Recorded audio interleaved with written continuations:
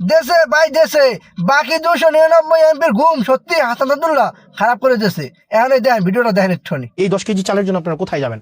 বড়শালগড়ে আপনি এই 10 কেজি চাল দিবেন 978 জনকে, 978 জনকে 10 কেজি করে চাল দিবে। এটা হচ্ছে বড়শালগড়ে। এটা দায়িত্বে কে আছেন? এটার দায়িত্বে আছেন আপনার হচ্ছে আলহাজ আব্দুল আওয়াল চেয়ারম্যান। আপনার আওয়াল চেয়ারম্যানের কাছে যাবেন, ওনাকে গিয়ে বলবেন যে সবচেয়ে প্রান্তিক আয়ের 978 জন 10 কেজি করে চাল পাবে। ইসুফপুরে পাবে জাকারিয়া চেয়ারম্যান, উনি 1076 জনকে 10 কেজি করে চাল দিবেন। তারপর হচ্ছে রসুলপুরে পাবেন শাহজাহান চেয়ারম্যান, উনি দিবেন 1222 জনকে। মুকুল চেয়ারম্যান সুবিল ইউনিয়নে উনি দিবেন 1173 জনকে।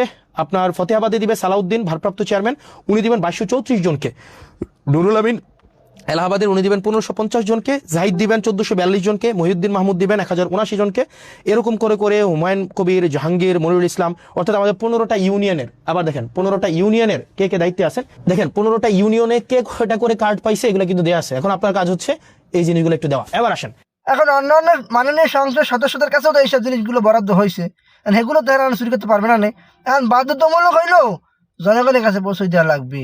ভাই ভিডিওটা বেশি বেশি শেয়ার করেন, সবাই দেখতে পারে, জানতে পারে। আলহামদুলিল্লাহ।